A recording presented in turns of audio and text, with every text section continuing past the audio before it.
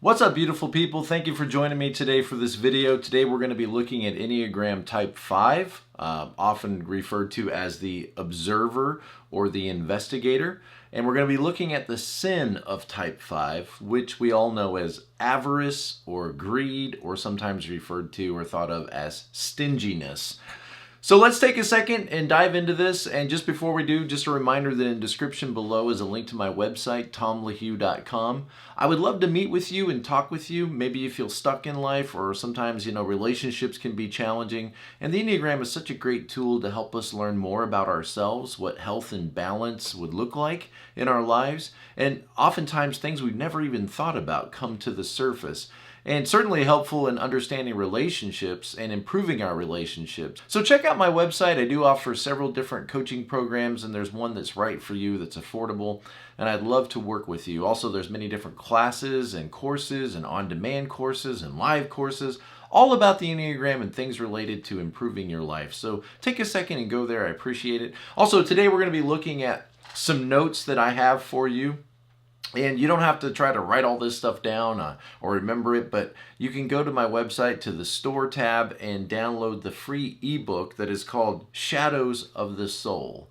And that is just a PDF download for you of the sin of every type. So it includes type 5, but it has the information for all of the 9 different types. So if you want, and again, I'll start with the caveat that I'm sure I don't understand any of these types fully. I'm always learning, and it doesn't hurt for you to have an outsider's perspective. Even if you disagree with it, it should be interesting for you to think about how another type might view your type.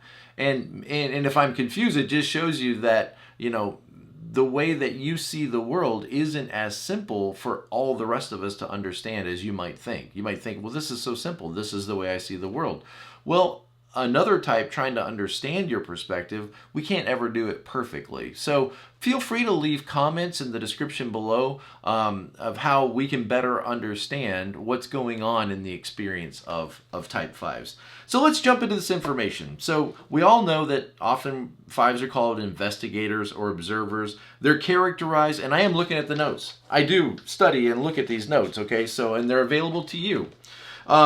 They are characterized by an intense sense of curiosity, like coming into this world wanting to understand how things work. You might think like the tinkerer, the kid with the Lego set, or when I was a kid, the erector set, trying to put things together, break them down, understand how things function, seeing the relationship between things in the material world and even in the philosophical world. So a keen intelligence, innovative thinking, being able to think outside the box, and probably just kind of like living outside the box. 5s have a deep desire to understand the world around them. And, think about like understanding your role or your place in this world. Now, 5s, of course, are in the anxiety group or the fear group, or sometimes called the head group, the center, the fear center. And in all of these centers, whether it's the anger center at the top or the worth and value center, on the other side there, all of these centers will have one type that you might say goes with the fear, in this case, or anger or shame, that goes with it, and then you'll have another type that goes against it, and then another type that tries to overcome it. And I think in this case, the 6 would be the type that goes with the fear of saying, yes, don't you guys understand? Wake up. There's a lot to be afraid of. We should pay attention to these things. And I think the 7 tends to go against the fear. Like, no, I'm not afraid. I'm going to look at the positive side of everything. I'm going to stay focused on the beautiful things. And then the 5, I think, is the type that tries to overcome the fear by protecting themselves, insulating themselves away from the world, while at the same time trying to understand and examine the world and break it down so that it is not anything to be afraid of. And obviously you can't do that job perfectly. Even if you lived 1,000 years, you're never going to get to the bottom of everything and fully understand. You may even question if we really understand anything. But I don't want to get too out there or deep or philosophical. But 5s have a deep desire to understand the world around them, seeking knowledge and competency. 5, 3, and 1 are all in the competency group. 1s want to be competent in the sense of disciplined, organized, detailed, productive. 3s, competent in their abilities to perform, to achieve, to set goals and push themselves. And 5s, competent in their knowledge, information, and their grasp of that data. And one of the ways you can know you're a 5 is just think how frustrated you get when you're around somebody that you don't think really grasps the information, somebody that you think is incorrect, and they're not, being objective. Just think how frustrating it is for you to be in a class, for example, where questions aren't allowed, or you are pushed back on when you ask questions because the teacher doesn't really know, and they don't really know. They're just going through their material, but they don't really have a grasp of the information. Just think how frustrating that is to you when you have to learn from somebody you don't think is competent.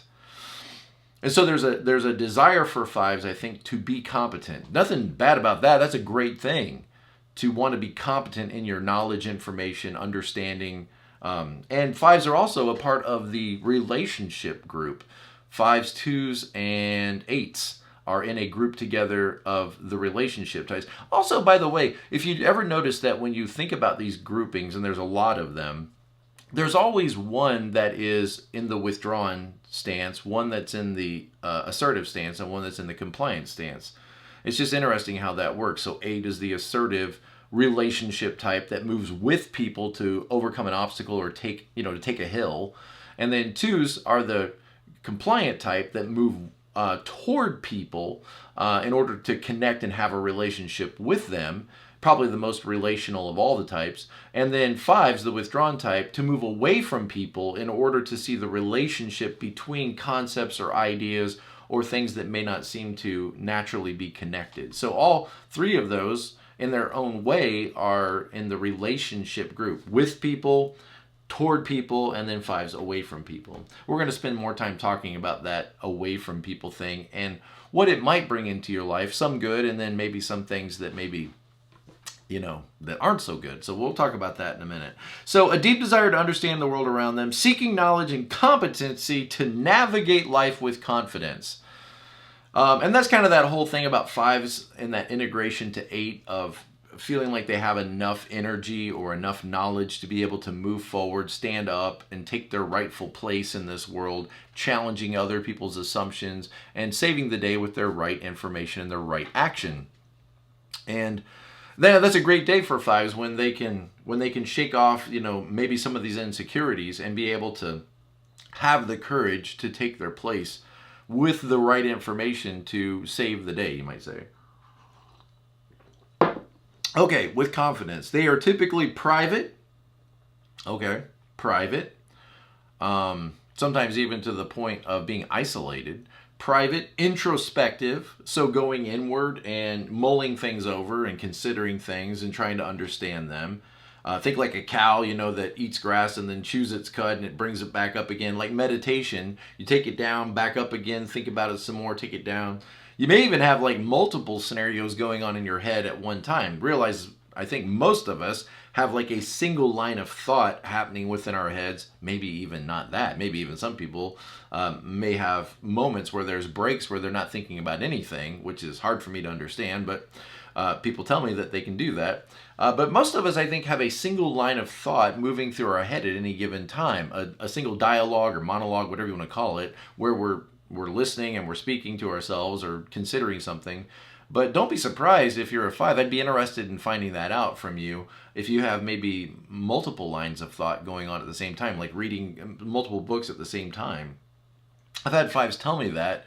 I don't think I personally understand that, but I would be interested if that's a 5 thing or not. But introspective, highly value their independence and their personal space. And even to the point of awkwarding people out of their space, like not responding. I'm working on something, you come in to talk to me and I just don't respond. I just don't look at you. And that creates this awkward sense that you're disturbing me, so go away. Or just maybe glaring at you, being, unaffected or detached, which are both kind of 5 things. And not being warm and personable. Think right next to you is that 6-wing, which 6-wing 7s often are some of the friendliest, especially self-preservation 6s can be some of the friendly, so that thinking like, well, of course I've got to be friendly because I need to know, I need to be able to evaluate where you stand. I need to enlist your your connection for protection, and that we need to be on the same team. And I'm testing you, so I'm going to be friendly to you, see how you respond, see if you're somebody who's playing the friend card or somebody who might potentially play, an enemy card. And so 6s, it's interesting, the village right next to 5, the hermit. The hermit on the edge of the village. Think the dragon laying over, their coins, with their little castle off to the side of the village. And then 6s literally are the community. They are the village right next to you. And you can see where there's some blending that needs to happen on that line. Every 5 needs to lean a little bit into that friendly 6, and every 6 needs to maybe lean a little into that objective 5 for help in dealing with all of the chaos in life. So boundary-oriented people who tend to want to be self-reliant, who see themselves as self-reliant. And by the way, you remember the never-ever behavior for 5s is never underestimate a 5. Because you could underestimate them, think, well, the old barn owl sitting up I didn't even know they were there. And then in the right moment, the barn owl comes down and gives the information that can save the day. And, if there was a zombie apocalypse, probably 6s think that they would be, the most prepared with their bunkers and their food supplies and their medical kits and all that. But actually, the idea here is that 5s would be the ones that would probably outlast the rest of us. Maybe willing to do things that maybe you wouldn't be willing to do in order to survive. These are literally the people that bring spaceships back to Earth with duct tape and air filters, okay? So never underestimate a 5. Even though they may not be the loudest and the most dominant and the most, powerful upfront leader in the group, like an 8 or a 3, or even like a commanding 1, don't ever underestimate a 5 and their ability to just make it and to survive in order to, have the needs met. So the core sin or passion of 5s we know as avarice. Or sometimes it's easier just to use the word greed or stinginess. And it may very well refer to like a material greed, like don't touch my stuff. Like, why did you touch my stuff? I don't need a lot of stuff, but the stuff I have, I don't like to share. I don't like other people coming in and getting their fingerprints all over my things. And it may not bother you until somebody actually does it. When somebody actually, reaches over and, takes the meat off of your plate and samples it without being asked, there might be a part of you that just thinks, or you got your plate of onion rings, and everybody thinks that these are to share, and you ordered them for yourself, and how do you feel when people are reaching over and taking your onion rings, or reaching over and drinking your soda? You may realize at that point, like, oh, okay, I feel it now. That feeling of avarice. Like, I don't want to share. And it could very well refer to material things. It seems to me that when I watch Hoarders, for example, or when I watch shows about minimalism, a lot of times it's 5s on that spectrum. Now, I didn't mean that spectrum, although a lot of 5s may find themselves on the other spectrum as well. If you kind of push 5s to, incredible levels of unhealth, they might show up on the spectrum like we all think of the spectrum, like Asperger's and that kind of thing. But what I mean is think of it like a spectrum of like, how do you feel about stuff? Well, hoarders, I want to retain everything. Old newspapers and magazines and, all the little things I grew up with as a child and going to rummage sales and collecting all this stuff, but then maybe not maintaining it, but just having it and not wanting to part with anything. Or then on the other hand, 5s often are like the minimalist, who could live in an apartment with, just give me a computer, a bag of popcorn, and, that's all I need. I don't need anything. But it's so interesting. And I could be completely wrong about this, and there's other people on Hoarders. There's some 8s on there and even some 7s, but it just seems to me like there's something going on with 5s and how they relate to their material possessions. It's either like, I want it all, and I want to collect it all, and I want to have it all, and I don't want to lose anything, get rid of anything, or I don't want anything at all. It seems like there's there may be a tendency toward extremes. I wonder if you feel that, like a tendency toward extremes when it comes to material possessions, and also just, I don't want people to touch my stuff. All right, and one of the self-preservation 5 is called the Castle 5. Look it up. One of the names for it is Castle, meaning like my home is my castle, and I don't want intruders invading that space. So I would say the avarice or the greed, which is what this video is all about, the sin of each type or the passion of each type. But I would say that the point of all this is I don't think that the avarice is primarily being referred to about material things, although those might need to be included in the definition.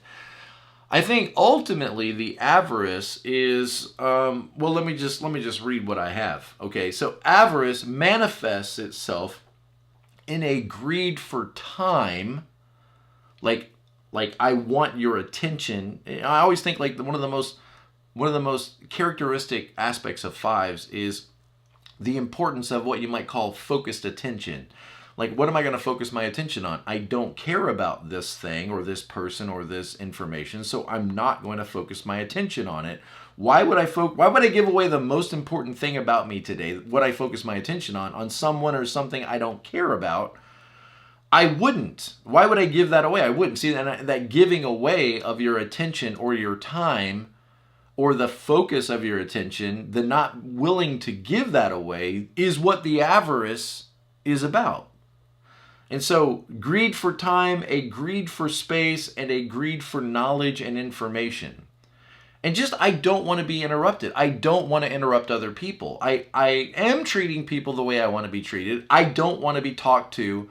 I don't want to be interrupted. I don't want to be intruded on. I don't want to be engulfed by others. I don't want smiling Sally to come up to me and say, "Oh, how are you doing? It's so good to see you. Oh, we're just worried about you." I don't want that. I don't want the small talk. I don't want the informal, unstructured conversation that is just going to detract me away from my inner world.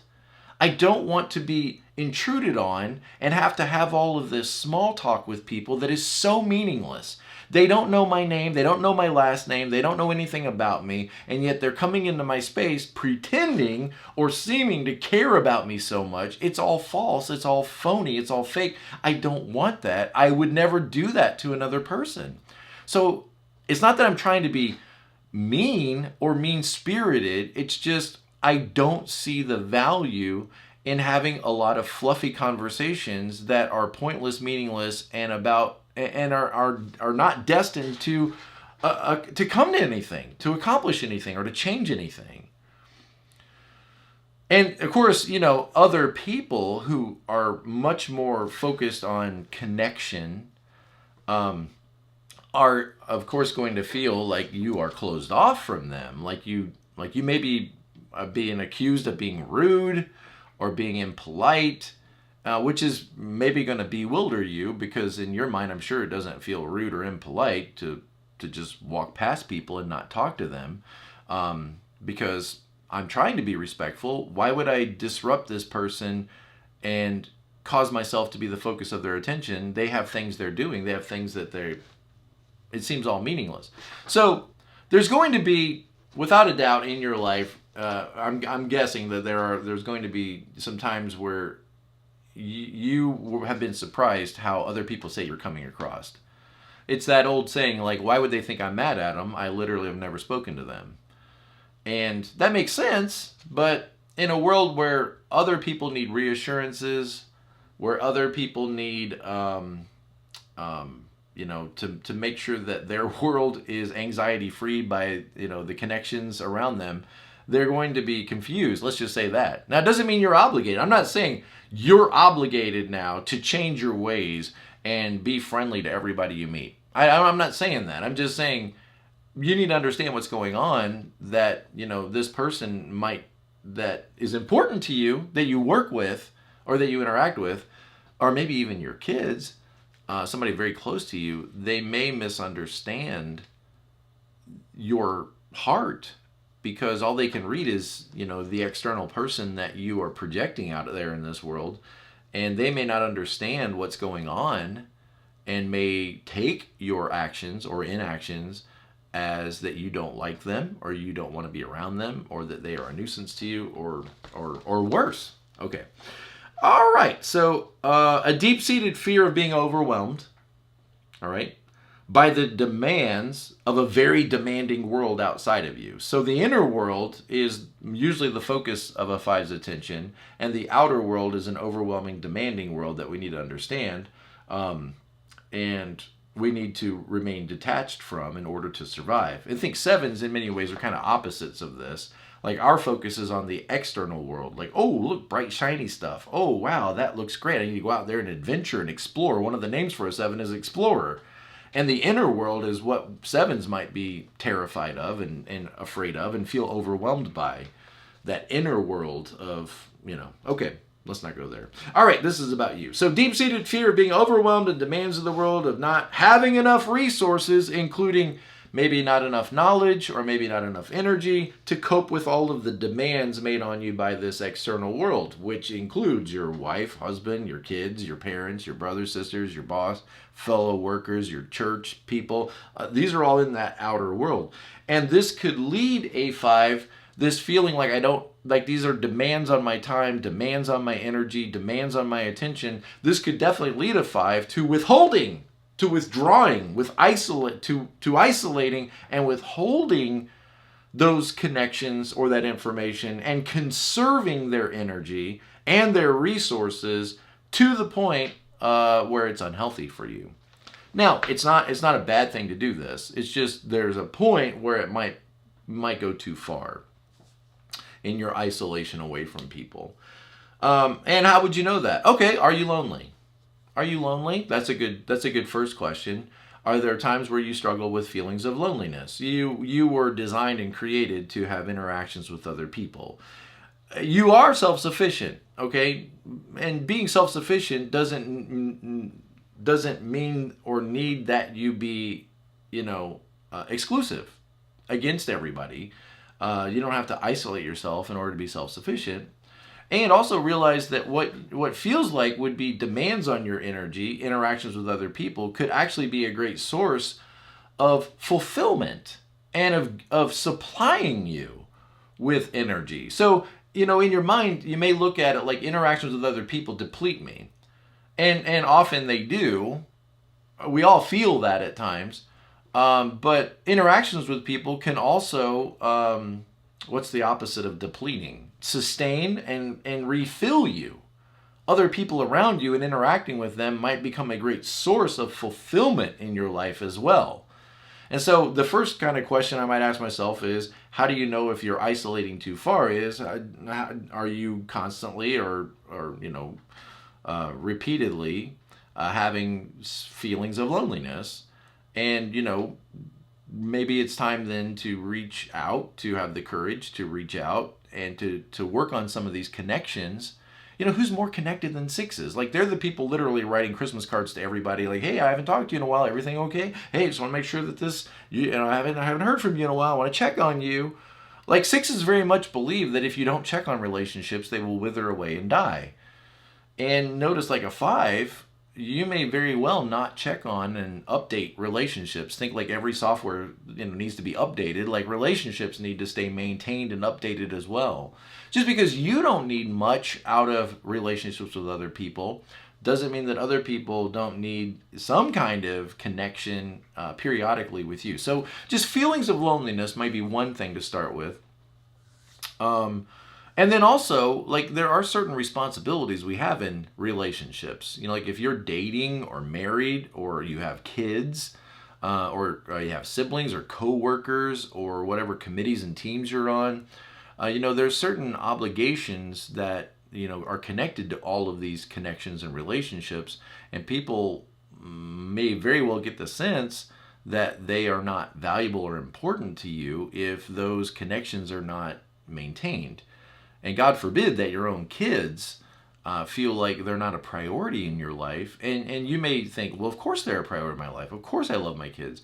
Okay, would by looking at the amount of time that you're spending with them, by the amount of interest you show in what they're interested in their pursuits and their hobbies, by the amount of time and interest you show in your kids' lives, would they be convinced that they're a priority to you?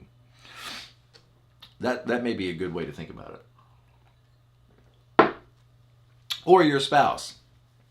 You know, if every evening you go to a separate corner of the house, your lounge, your library, your study, your den, your man cave, whatever it is, if every evening you go away from everyone else in your family and isolate yourself because I'm doing important work here, I'm studying the book of Revelation, and I've got to get, to the bottom of this. Who is the Antichrist, and what is the dragon and the beast and the seven heads? Okay, if every evening you withdraw and isolate yourself away from your family, there might be a problem here.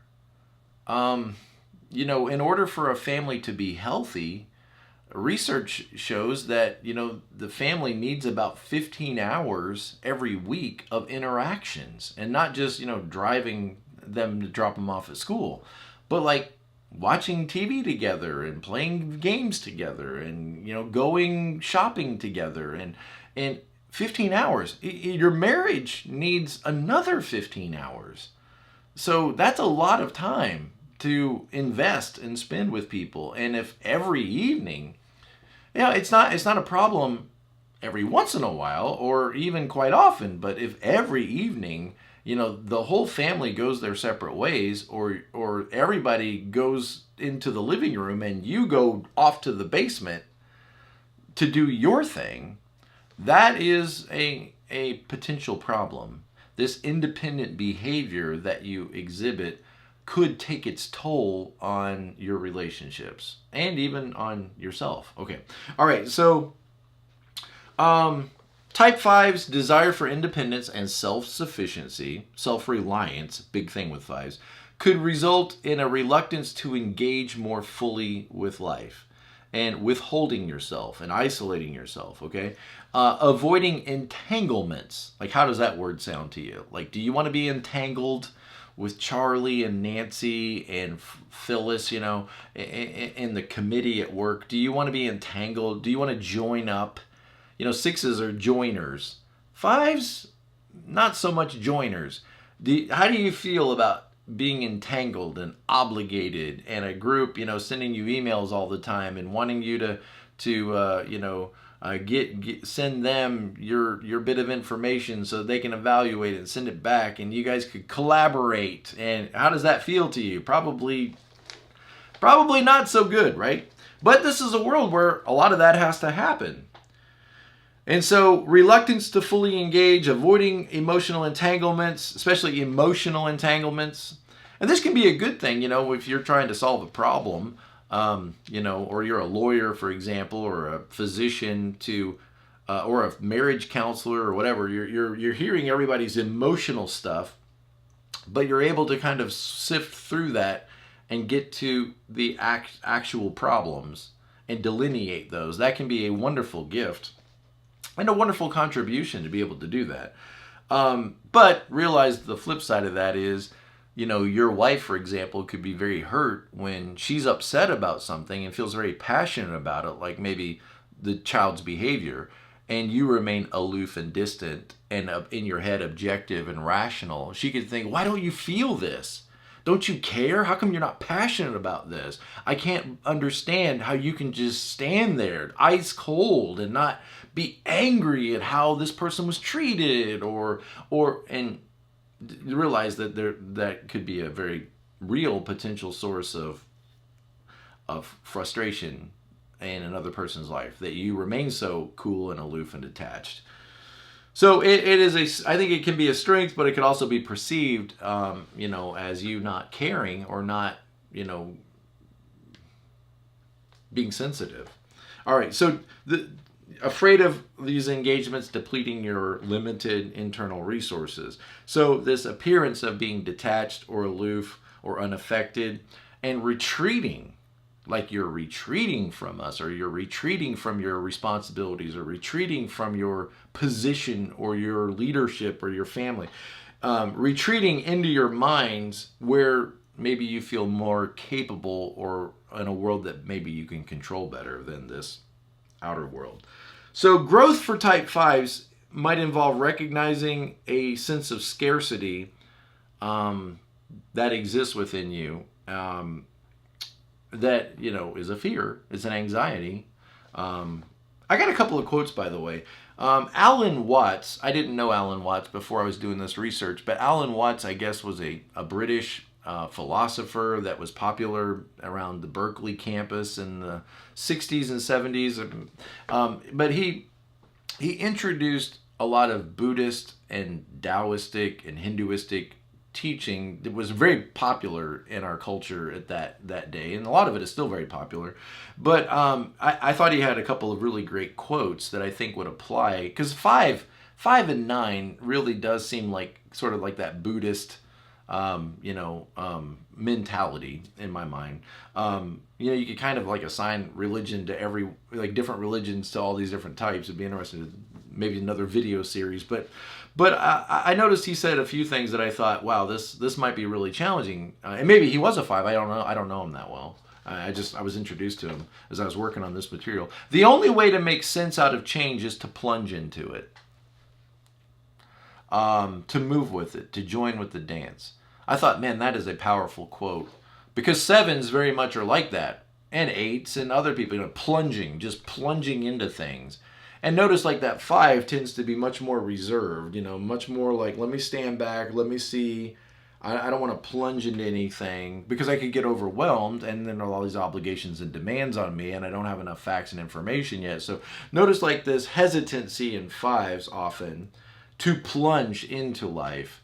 And I just think it's interesting, like the only way to make sense out of change is to plunge into it. I remember reading another quote, and I don't think it was him that said it, but another quote about, when you jump into the water to swim, you don't try to grab a hold of the water. And I think 5s, to some degree, might find themselves drowning in life because they're trying to grab a hold of water rather than swimming in it, trying to grab a hold of it, understand it, dissect it, and overcome it, understand it. They may find themselves drowning in life or feeling like they're drowning in life. Another quote from Alan Watts was, "A man who thinks all the time has nothing to think about except thoughts. So he loses touch with reality and lives in a world of illusions." Now, I think that is a very poignant thought, is a man who thinks all the time has nothing to think about except thoughts. In other words, you can retreat into the laboratory so far and for so long that you might start to stump yourself. You might get lost in the foolishness of wisdom. You might get lost into this deep well of overthinking and analyzing to the point that you're not really engaged in the other world. You might say the empirical world, or the world where family and friends and music and movies and all these things exist.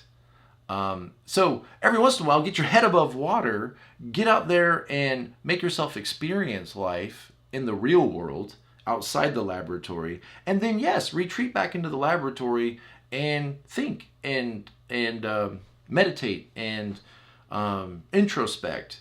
But it doesn't need to be, I guess I would just say it this way, it doesn't need to be either or.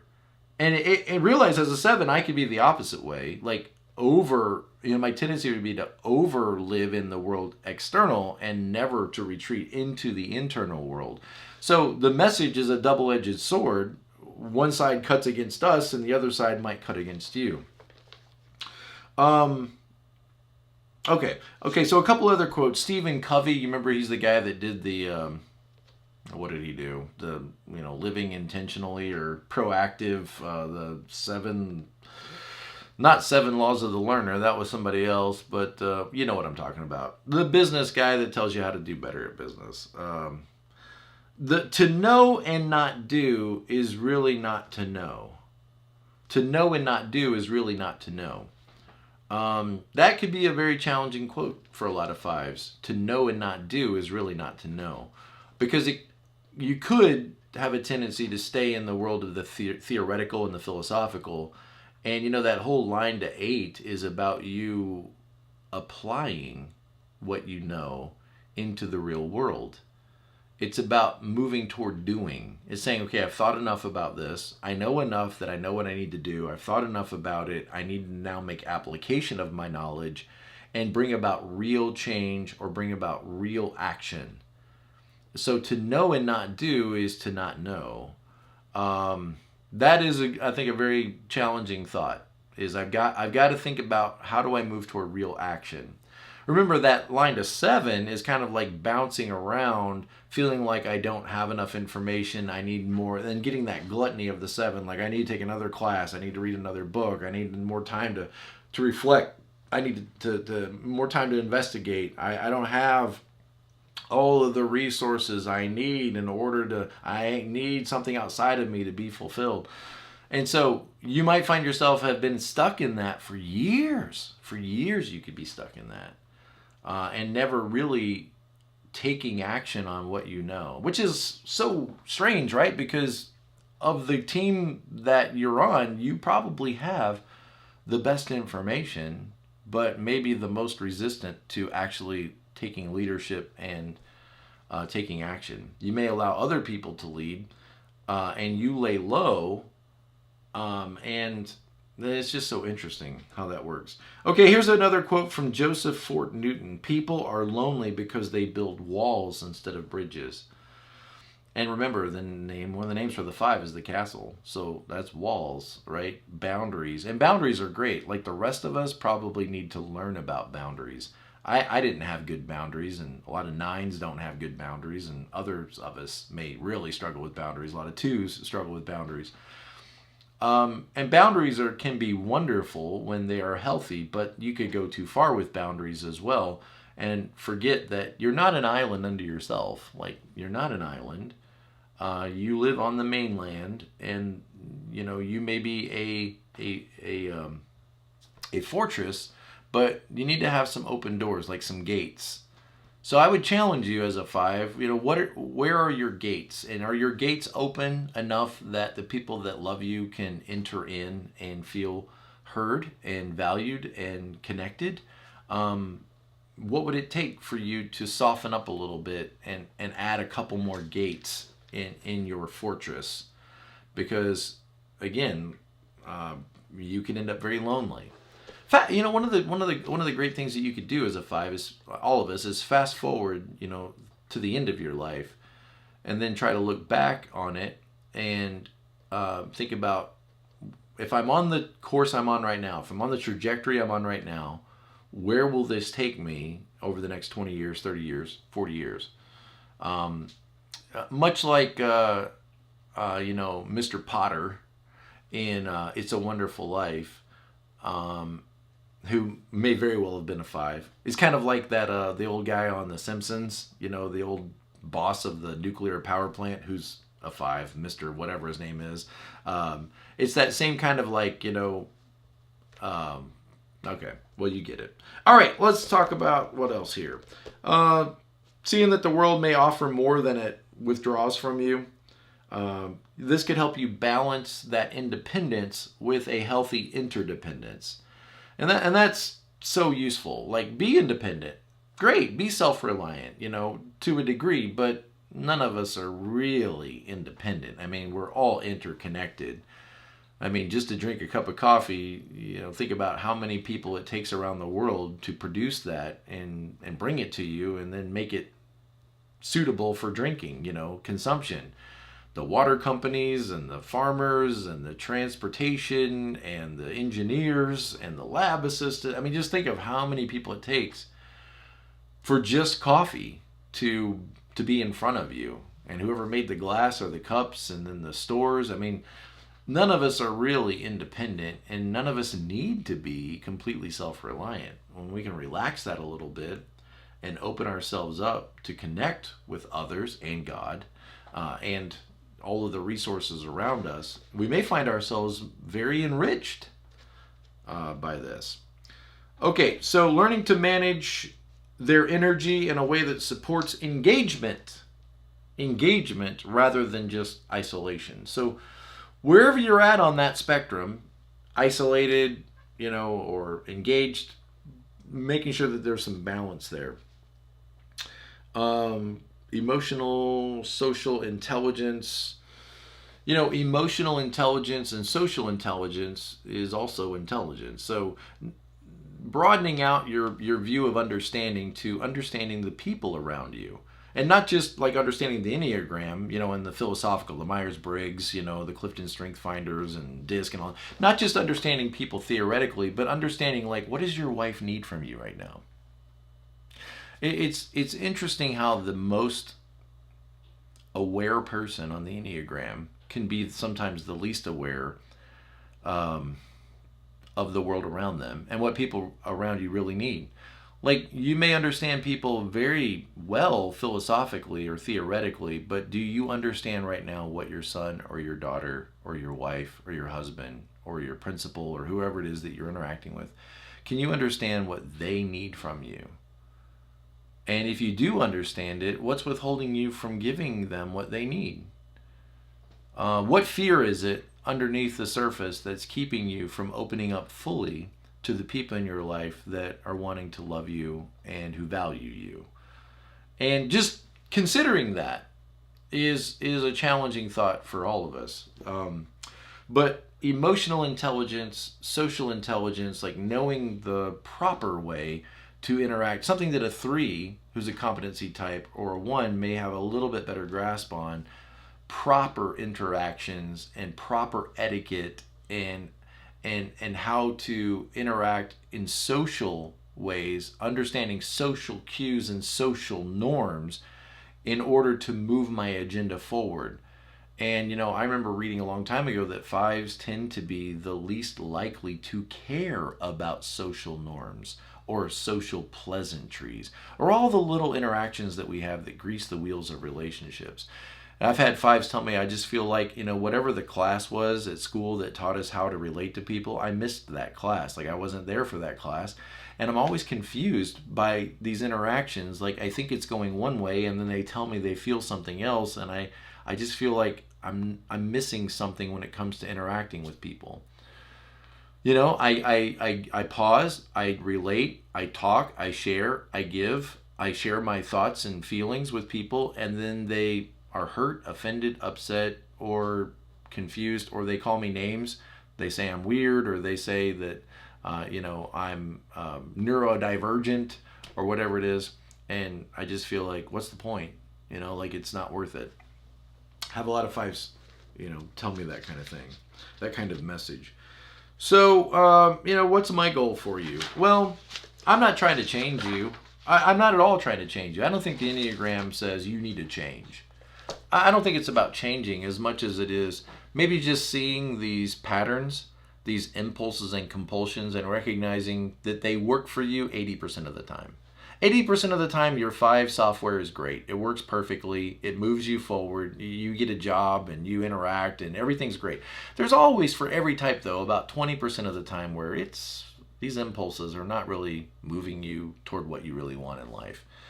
And you say, what are you talking about, Tom? Well, let me just give you this, okay? If you were to sit down today and write out all of what you want your life to look like. Let's say you wrote on the top of this page, you know, relationships. Then you flip it over and you say spiritual life. Turn it over, work life. Turn the next page over, hobbies and interests. Turn it over, physical health. Okay, so imagine you have like 10 pages with 10 different topics, and you were to write out, like you took the time, let's say you took 3 or 4 days, maybe a week, and you really thought this through and wrote down what kind of life you want to have. And that's your best expression of the kind of interactions, connections, and relationships and physical health, all of that you wanted to have in life. The problem is your impulses will not get you there. They won't. Your impulses will get you 70% there, 80% there. But at times, the very same impulses that are moving you forward in one aspect of your life can be disrupting and endangering other aspects of your life. And so we learn to trust these impulses and compulsions, and at times I would see you saying and doing things, because you are a 5, and it wouldn't matter if you were a 5 or a 1 or 8, I would see you saying and doing things that are not at all moving you toward what you said you wanted. Catching that and learning the difference of like, oh, this feels right to me because I'm a 5, but it isn't going to move me toward what I really want. I said I wanted to have a loving family where we all take care of each other and we all feel heard and respected and understood. But look at me every evening isolating myself away from developing that. So catching that is what I think the Enneagram is all about. And maturity is learning to see that although it feels right to me, I don't think that this is going to move me toward what I really want. And imagine, like, bring it back to me as a 7. Although it may feel right to me to make fun of somebody because they have some characteristic that's quirky, is that really going to move me toward a connection with? No, actually, it's going to maybe disrupt that connection, or to make light and make something funny that is serious or painful could not only keep me from growing and maturing and going through what I need to go through, but it could also isolate me away from other people as they think I'm belittling or, humiliating someone else's suffering, which of course I am. And it's just recognizing that impulse to bring humor into pain and sadness may not at always times. We're getting toward the end of the video here, but it may not at all times be understood and valued by other types. Like for a 1, for example, might think, "What are you saying? That's just rude," and or 6 or a 2 or a lot of people. So catching that in ourselves is what this is all about. Learning that, okay, I'm a 5, great, good. That's a fantastic type to be. You inspire curiosity. You inspire self-reliance. You inspire, us to move toward better information and to be objective and rational. You inspire us all to do that. But just recognize how sometimes, all of these strengths could be overplayed in our lives and create potential problems that keep us away from what you might really want in life. And if you want to talk about it, here I am, man. You know my website. I'd love to meet with you and help you in any way I can walk through the challenges that you may be going through in life. And like I said, not the least of which is often relationships for all of us. It's hard when you get 2 people together, and they can't get away from each other. It's difficult sometimes, and the love and the care that you have in your heart doesn't always get brought to the surface and shared like it should. And many relationships are struggling, and there's no shortage of problems. There's a shortage of people willing to and with the right information willing to help and resolve these challenges. All right, guys, thank you so much. I appreciate it, and as always, be present to life. Don't miss the outer world because you're so much in your inner world. And the same could be true to me. Maybe flip it backwards, but all of us need to be present to life. I'll see you next time. Thanks. Take care.